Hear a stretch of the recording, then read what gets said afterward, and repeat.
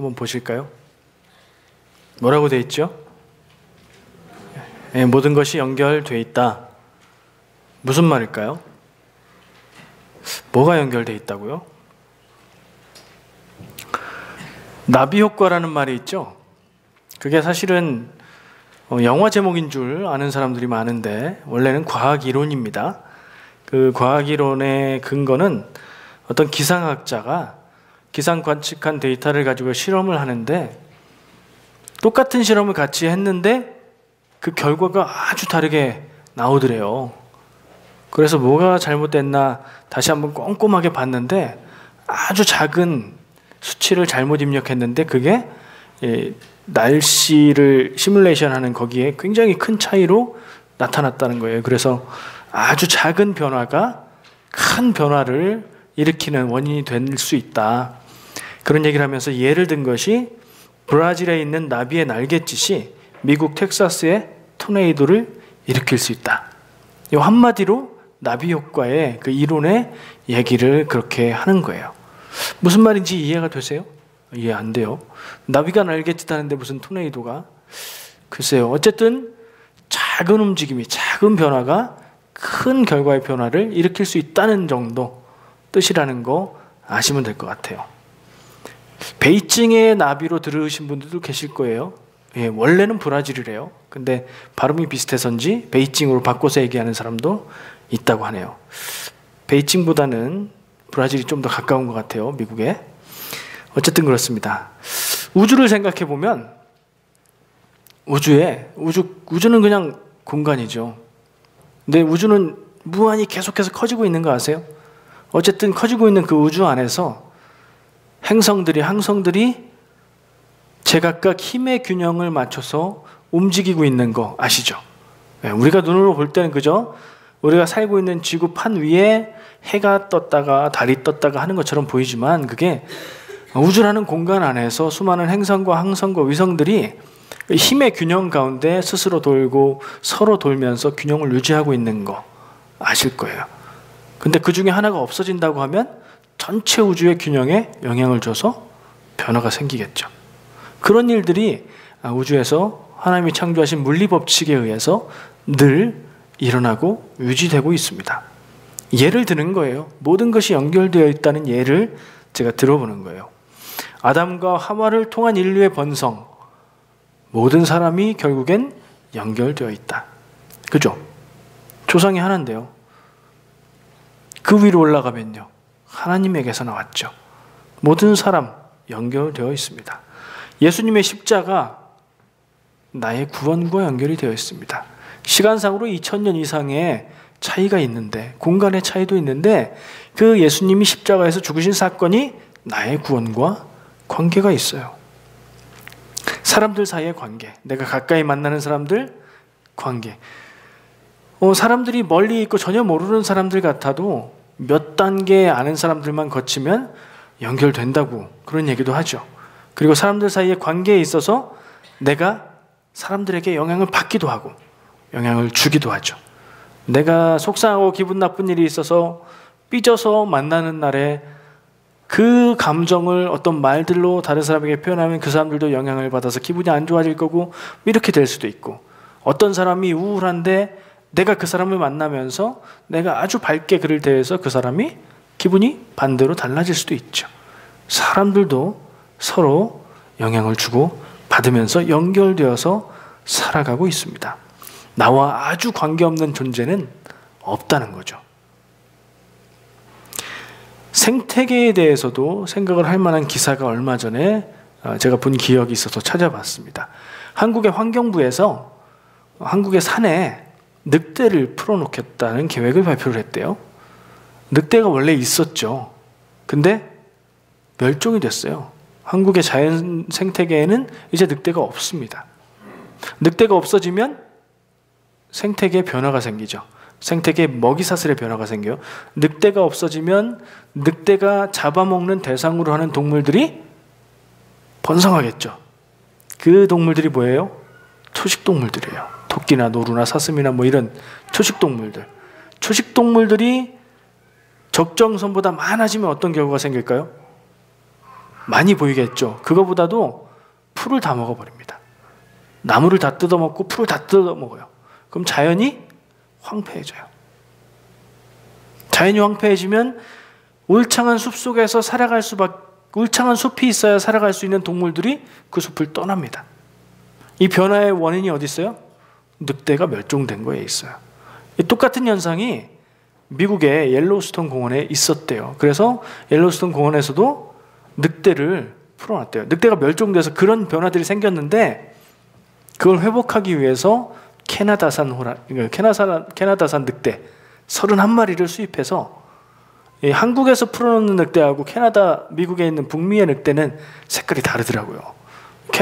미국 늑대는 회색, 멋있는 늑대 있죠. 걔네들을 수입해서 옐로스톤 국립공원에 풀어놨더니 오래되지 않아서 그 초식동물들의 수가 줄어들면서 풀들이 자라고 그리고 떠났던 동물들이 다시 돌아오면서 생태계가 회복됐다는 거예요. 동물들이 살아가고 있는 자연 생태계만 그럴까요? 사람들이 살고 있는 세상 똑같다고 봅니다. 그렇게 연결되어서 균형과 조화를 이루면서 살아가는 것, 하나님이 창조하신 모습을 유지하면서 살아가는 것이 중요한데 그 고리 중에 어딘가가 무너지고 어딘가가 깨어지고 어딘가가 없어지면 다 영향을 주는 거죠. 우리 교회도 똑같아요. 아주 작아 보이는 어떤 일인데 교회 전체에 큰 영향을 주는 일들이 되는 것을 생각을 해야 됩니다. 그런 연결되어 있는 것 중에 가장 중요한 것이 무엇인지 생각을 해보니까 제 생각에는 하나님과 우리의 연결이라는 생각이 들었습니다.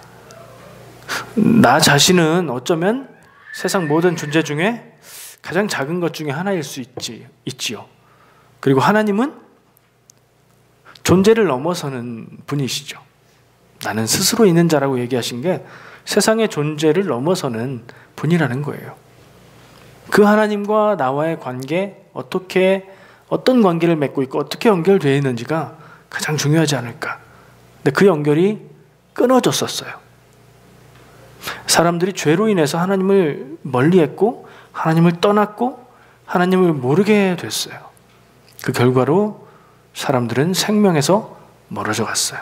성경에 있는 얘기를 간단하게 얘기하면 그래요. 근데 그 끊어진 고리를 마치 늑대가 들어가서 연결된 것처럼 하나님과 사람 간의 끊어진 고리를 연결한 게 뭐죠?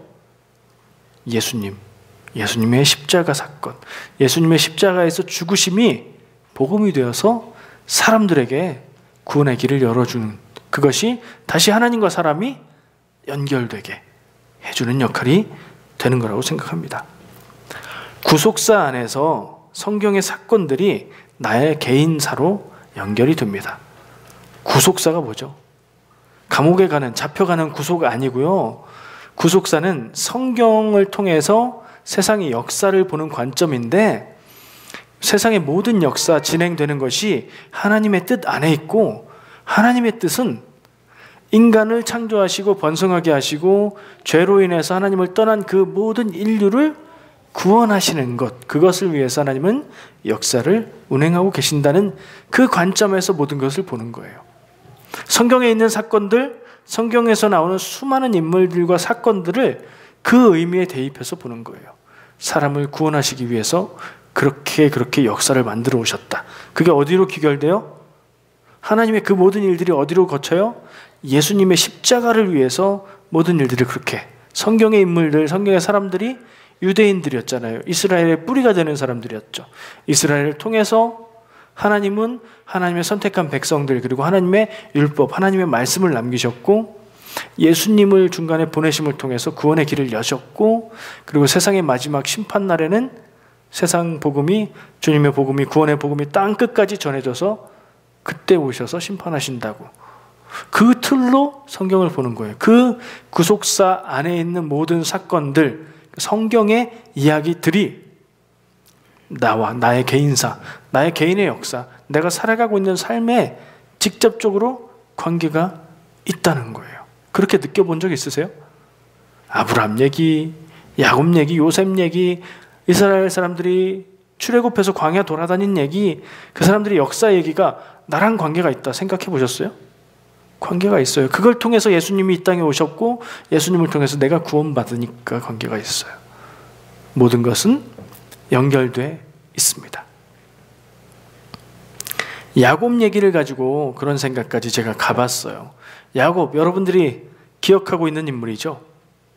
야곱 하면 뭐가 제일 생각나세요? 먹는 거 뭐였죠? 먹는 걸 가지고 뭘 했어요, 야곱이? 야곱에게는 쌍둥이 형이 있었어요. 쌍둥이 형이 무슨 의미인지 아시죠? 길어봐야 몇 분 차이 나는, 생일이 같은 날이고 태어난 게 몇 분 차이 나는, 부모들은 네가 형이고 네가 동생이다 얘기하지만 서로는 형 동생 의미 별로 없는 그런 형제예요. 형 에서가 있었죠. 형 에서가 배고프다고 하니까 죽을 음식을 가지고 장자의 권한을 내게 주라. 그럼 내가 이 음식을 주겠다. 그래서 장자의 권한을 음식으로 샀던 사람이죠. 그리고 나중에 어떻게 해요?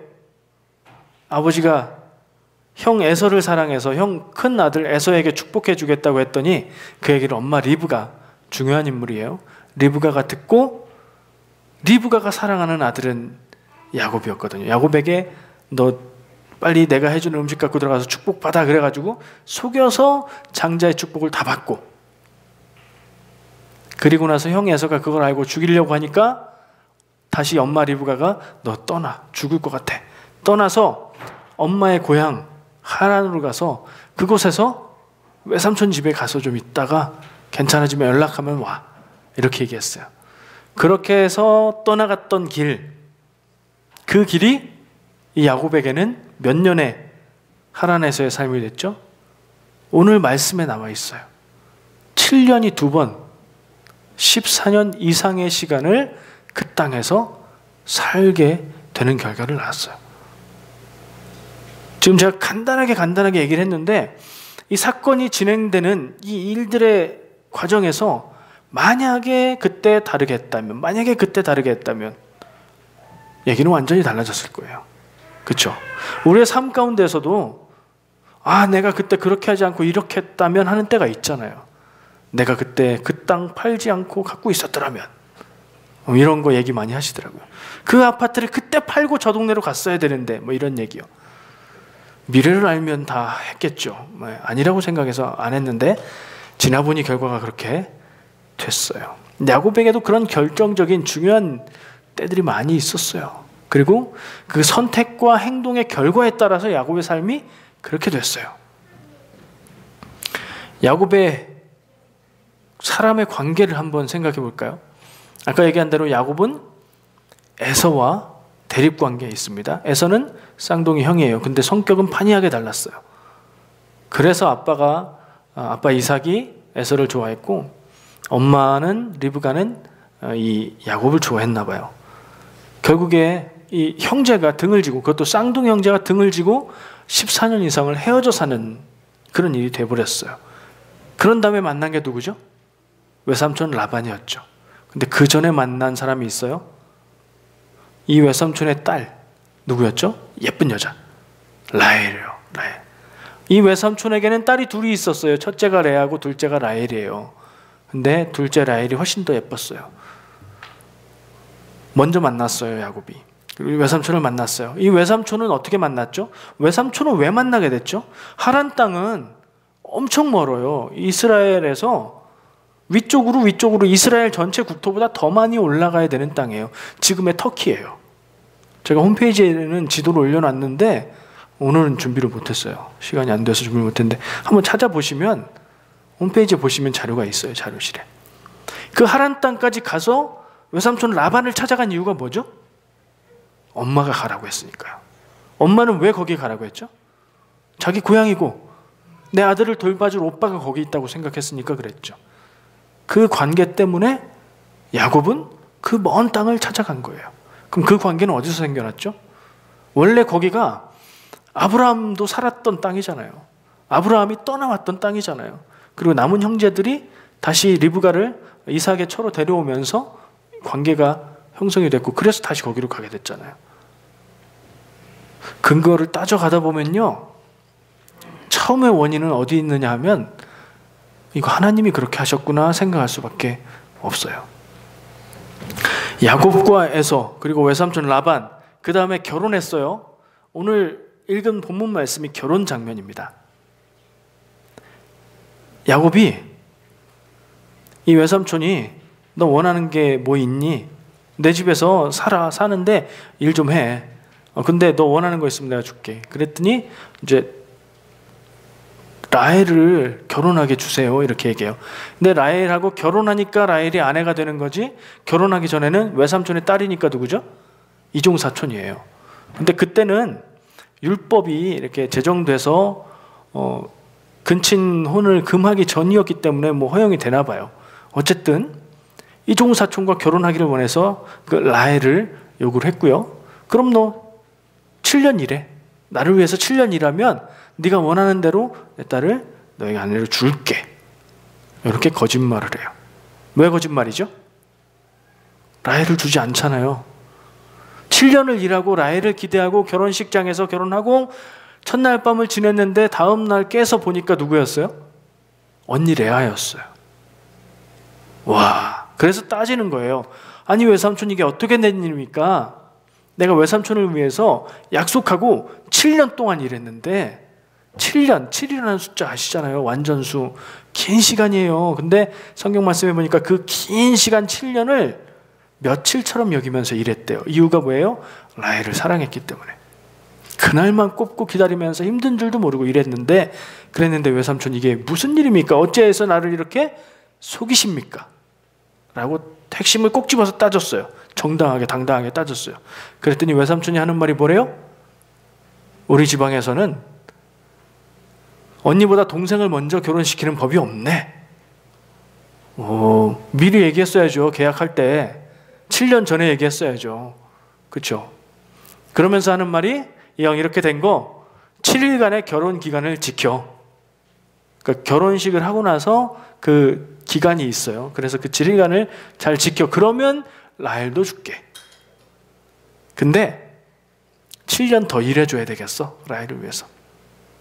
그러니까 지금은 7년이 지난 시점이에요. 후불제죠. 그 다음 7년은 약속해놓고 자기 딸 라헬을 또 줬어요. 결혼시켰어요. 그러니까 선불했어요. 그리고 7년치 일을 더 해야 되는 상황이 된 거예요. 아시잖아요, 다. 그래서 14년 일했고 그 뒤에도 이렇게 저렇게 하면서 잘 안 놔줘요. 그래서 그냥 말없이 떠나왔어요. 어쨌든 그 장면에서 볼 때 여러 사람들이 얽혀 있잖아요.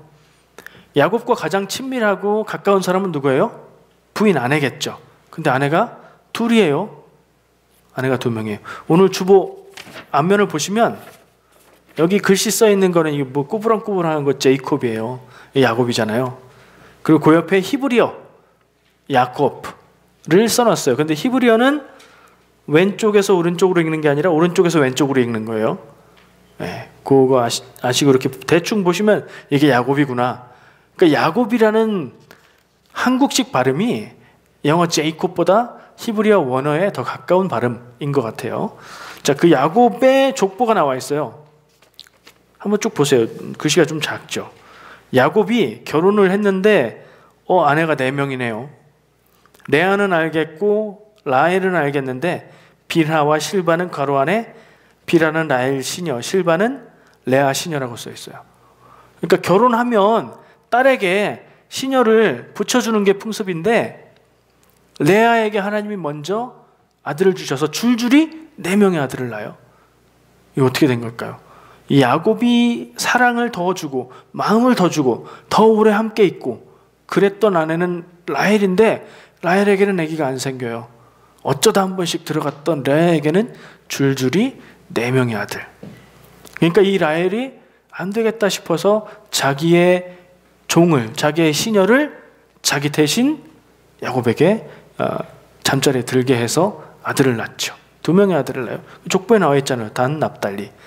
그럼 또 레아는 나는 이제 4명 낳았으니까 이제 끝난 것 같아. 다시 내 종을 들여보내는 거예요. 레아의 시녀 실바를 야곱에게 잠자리에 들게 해서 또 2명의 아들을 낳습니다. 갓, 아셀. 끝난 줄 알았는데 레아에게 또 3명의 자녀를 하나님이 주십니다. 이사갈, 스불론, 디나는 딸이에요. 그래서 야곱의 자손들이 12지파가 되는데 디나는 이제 지파가 아닌 거죠. 딸이라서 아들들만 통해서 그렇게 됐죠. 그리고 나서 맨 나중에 라헬에게도 하나님이 자녀를 주세요. 그래서 낳은 아들이 누구예요? 요셉. 그리고 동생이 또 있는데 베냐민. 근데 슬프게도 라헬은 이 베냐민을 낳다가 죽어요. 야곱이 원래 너무나 사랑했던, 너무나 예뻐했던 아내는 이 라헬이었어요. 아기가 안 생겼어요. 오래도록. 앞에서 낳은 아이들의 숫자를 한번 세보세요. 한 10여 년 이상인 것 같아요. 오래도록 아이가 안 생겨서 안타까웠는데 아들을 낳았어요. 그 아들이 얼마나 귀했을까요? 요셉이. 그래서 요셉이 특별한 사랑을 받았어요. 그래서 뭐 색동옷도 지어주고 막 다른 형들과는 비교되지 않게 편애했어요. 편애하면 어떻게 되죠? 사랑받지 못하는 다른 형제들은 그 형제를 미워하게 돼요. 형제들 간의 갈등의 원인을 아버지 야곱이 만들었어요. 그게 원인이 돼서 요셉은 이집트 땅으로 팔려가죠. 그게 그냥 된 일이 아니에요. 형들이 괜히 요셉을 미워해서 이집트로 보낸 게 아니에요. 죽이려고까지 할 정도로 미워했는데 그 원인이 뭐예요? 야곱의 편애. 야곱은 왜 그 아들을 편애했을까요? 자기가 가장 사랑했던 아내, 이미 죽어서 떠나버린 아내, 그 아내가 처음 난 아들이었기 때문이죠. 그것도 따져 올라가면 하나님이 그렇게 하셨다고 생각할 수밖에 없어요. 다 연결돼 있어요. 우리가 하는 행동과 말에는 다 이유가 있고 나는 몰라도 다른 사람은 몰라도 그렇게 하는 이유가 다 있어요. 다 연결이 되어 있어요. 무슨 일인가 때문에 나는 지금 이렇게 그렇게 하고 있는 거예요. 근데 그 이유 때문에 지금 이 모양대로 할 수밖에 없는 건 아니에요. 사람은 누구나 선택할 수 있거든요. 그리고 어떤 길이 지혜롭고 옳은 길인지 아는 지혜도 하나님이 주셨거든요. 우리를 통해서 하나님이 일을 하셔요. 어떤 일을 하시는지 몰라도 나를 통해서 하나님이 일을 하세요. 우리에게 영향을 주는 일이기도 하고 그 영향은 우리 안에서 영향이 있다면 그것은 결국에 온 세상에 영향을 주는 일이에요. 다 연결되어 있으니까요. 그럼 내가 어떻게 하는지에 따라서 세상이 달라진다는 얘기가 돼요. 그렇죠? 그걸 한마디로 줄여서 내가 변하면 온 세계가 변한다라고 얘기하는 거예요. 세계가 변하는 것을 바라지 말고 내가 변하면 세상이 변한다는 얘기가 그 얘기랑 같은 얘기인 거예요. 여기서 중요한 점을 하나 짚고 넘어가고 싶어요. 제가 야곱의 이야기, 에서와 연결되어 있고 엄마 리브가 뭐 하란 땅에 가서 외삼촌 라반 결혼 얘기 줄줄이 연결하고 얘기를 했어요. 사람 관계 연결하고 그러면 복잡하죠. 근데 모든 것을 다 뒤져보고 따져봤을 때 보이는 게 하나 있어요. 야곱의 삶은 하나님이 인도하셨다는 점이에요. 만약에 야곱의 인생의 어떤 순간에 다른 선택을 해서 다르게 살았다면 그래도 아마 하나님은 조금 다른 방법으로 야곱의 삶을 사용하셨을 거예요. 야곱의 삶을 어떻게 사용하셨죠? 야곱의 인생 자체에는 뭐 별거 없어요. 왔다 갔다 고생하고 이런저런 일을 겪고 그랬는데 야곱 때에는 큰일이 없어요. 요셉 때 아들 때에 가서 하나님이 일을 이루시죠. 요셉을 통해서 이 야곱의 온 식구들이 어디로 가요? 요셉이 뭐가 됐어요? 이집트의 총리가 됐잖아요. 요셉을 통해서 이집트로 이주해서 들어가는 이유가 되죠. 하나님이 그렇게 일하셨어요. 그런데 또 놀라운 사실이 있어요. 요셉의 아들들을 이어서 뭐가 이어지지 않고요.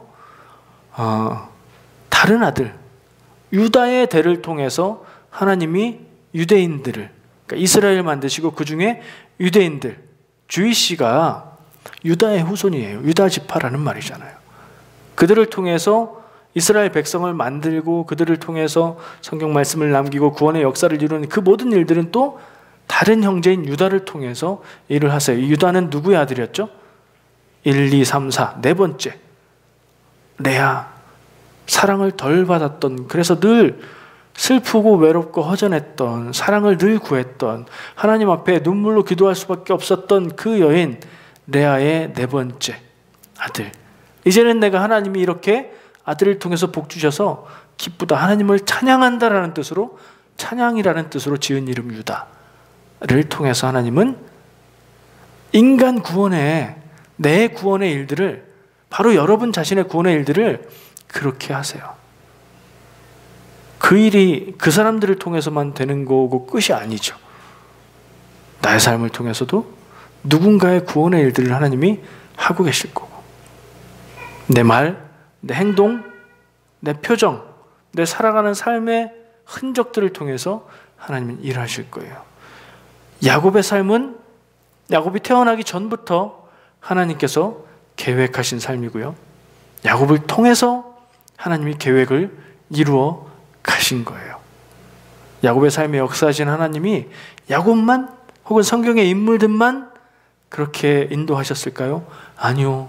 여러분 모두, 여기 앉아있는 어린이들, 어른들 한 명 한 명의 삶을 통해서 하나님은 지금도 일하고 계십니다. 우리가 이 세상 떠나갈 때까지 하나님이 나를 통해서 하신 일이 뭘까 몰라도, 그게 뭔지 몰라도 하나님은 일하십니다. 내가 이렇게 저렇게 해도, 다르게 해도 하나님은 그것을 다 사용해서 하나님의 계획과 뜻 안에서 일하십니다. 그게 전지전능이에요. 자유는 허락하셔서 변수들이 많이 나타나도 하나님의 뜻대로 이루어지는 것. 세상에 교회 안에서 음모론을 얘기하는 사람들이 많이 있습니다. 그 뭐 얘기냐면, 저도 내용은 자세히 모르지만 일루미나티 뭐 이런 이름 나오고, 또 뭐가 있죠? 뭐 교황청이 적그리스도다 뭐 이런 얘기도 하고, 생체 칩 뭐라고 그러죠 요즘에? 이름을 까먹었는데, 그 칩을 넣으면 구원 못 받고 666이 그거다 뭐 이런 얘기도 하고, 막 무섭게 만드는 얘기들을 많이 합니다. 그런 얘기들을 심각하게 들어야 돼요. 그러나 가만히 생각해 보면 왜 그런 얘기들에 우리가 흔들리고 불안해야 하는 생각이 들어요. 왜요? 하나님이 악한 세력의 계획과 일함을 그대로 두시고 그 계획을 막지 못하시고 하나님의 뜻을 이루시지 못할 하나님이신가요? 아니에요. 어떻게 해도, 무슨 일을 해도 하나님은 하나님의 일을 이루시는 분이에요. 우리에게 그 믿음이 있다면 그런 혼란하고 복잡한 세상의 일들, 다른 일들이 아니라 우리의 눈이 바라보고 초점을 맞춰야 될 대상은 하나님의 일하심, 하나님이 일하시고 하나님이 이루실 거다 하는 믿음, 그거예요. 중요한 걸 바라봐야지 주변적인 걸 바라보면 중요한 걸 놓칩니다. 중요한 것을 바라본 다음에 주변을 볼 수 있어야 돼요. 여러분들의 삶을 인도하고 사용하고 계시는 하나님의 손길을 느끼고 계십니까? 느끼든 안 느끼든 하나님은 일하고 계십니다. 근데 내가 어떻게 사용받는지는 하나님에게 달린 것이 아니라 내게 달려 있어요. 하나님의 계획 안에서 일하시지만 나에게는 자유를 주셨어요. 선택할 수 있는 자유. 죄도 지을 수 있고 죄를 안 지을 수도 있고 하나님의 길을 선택할 수도 있고, 지금 이때 고민 가운데 고민이 여러 가지 있다고 해서 그게 다 어떤 건 죄고 어떤 건 죄가 아니고 그렇지 않을 때도 있죠. 어떤 걸 선택해도 괜찮은데 뭘 해야 될지 모르겠을 때도 있죠. 근데 그때 무엇을 선택하느냐에 따라서 나와 관계된 모든 것에 영향을 주면서 연결되어 있는 것들을 내가 만들어 갈 텐데, 하나님은 그 나를 통해서 일하시지만 그 자유는 나에게 주셨어요. 그래서 내 삶이 어떻게 살아갈지는 나에게 달렸어요. 하나님이 일하시는 것, 그것과 별도로 나의 삶의 열매, 나의 삶의 결과, 흔적들은 어디에 달렸냐? 내가 하기에 달려있다는 거예요. 하나님이 여러분들의 삶을 사용하시고 인도하실 것을 믿는다면 그 안에서 아름답고 귀한 열매를 맺으면서 살아가는 삶이 돼야 되지 않겠습니까? 어떻게 할 때 그렇게 될 수 있을까요? 그 초점이, 핵심이 어디 있을까요? 모든 것이 연결되어 있어서 내가 하는 것에 따라서 세상이 달라진다면 나는 무엇을 해야 될까요? 내 인생과 내 가정과 우리 교회, 내 조국 나라, 혹은 내가 살고 있는 캐나다, 캘거리, 영향을 줄 수 있는 나의 선택과 삶의 모습은 어때야 될까요? 그거 알면 시원하겠죠. 잘 모르겠으니까 때로는 답답하죠. 근데 기준을 세워야 됩니다. 믿는 사람의 삶의 선택의 기준은 무엇이어야 합니까? 삶의 선택의 기준을 어디다 놔야 믿는 사람이라고 할 수 있습니까? 모르나 마나죠. 머릿속에는 뭐 성경, 뭐 기도, 뭐 이런 거 막 떠오르시는데 그냥 다 아울러서 뭐예요? 하나님의 뜻. 하나님의 뜻이 기준이 되어야 되죠. 고민의 결과도 하나님의 뜻이 무엇인가? 고민하는 이유도 내게 왜 이런 일을 주시고 고민하게 하시나? 그 하나님의 뜻이 무엇인가? 그거죠. 그것을 놓고 고민하고 기도할 때에는 그 결과가 어떻든 하나님이 더 귀하게 쓰실 줄 믿습니다. 근데 내가 고민하는데 이거 지금 내가 어떻게 해야 경제적인 이득을 더 갖게 될까? 내가 어떻게 해야 더 안정적인 삶을 살까? 이거 물론 중요한 겁니다. 이거 무시하면 안 돼요. 근데 그걸 먼저 생각하면요, 결국엔 그것도 못 얻는 경우가 생깁니다. 사람이 고민하고 계획한 대로, 그리고 열심히 노력한 대로 되면 열심히 사는 사람들은 다 성공하고 부자 되게요? 그렇지 않은 거 경험하셨잖아요. 그렇다고 해서 게으른 사람이 잘 되나요? 그것도 아니죠. 그렇다면 우리가 가장 기준에 놓고 구해야 될 것은 하나님의 뜻입니다. 하나님의 뜻을 구하려면, 그것을 알려면 어떻게 해요? 제가 늘 말씀드려요. 기도와 말씀 뿐입니다. 기도를 통해서 하나님과 교제하고 하나님의 마음을 알아야 되고요. 말씀을 통해서 내 생각과 마음과 모든 것들을 비추어 볼 수 있어야 돼요. 그리고 한 가지 더 하자면, 세상에서 상식이라고 말하는 건강한 상식, 그 안에 있어야 돼요. 물론 하나님의 뜻이 우선이고요. 그 기준이 여러분들의 삶과 판단 기준에 있는지 한번 생각해 보시기 바랍니다. 그리고 이 질문이 여러분들 마음에 콱 박혀서 무엇을 선택하든지, 가방 하나를 선택해도, 옷 하나를 선택해도, 차를 고를 때도 나에게 자유를 주셨는데 하나님, 어떤 것이 하나님의 뜻일까? 내가 후원을 하고 싶고 도네이션을 하고 싶은데 어디에 해야 될까? 내가 사업을 하려고 하는데 어떤 사업을 해야 될까? 이런 고민의 답을 하나님 뜻 안에서 찾으시기를 축복합니다. 그럼 아까 말씀드린 대로 모든 것이 연결된 나의 삶 가운데 하나님은 나를 통해서 일을 하시지만 내 인생의 열매가 하나님 뜻 안에서 아름답게 맺히게 될 줄 믿습니다. 그게 축복임을 깨닫고 그렇게 살아가시기를 바랍니다. 기도하겠습니다. 나를 불러 하나님의 자녀 삼으신 주님,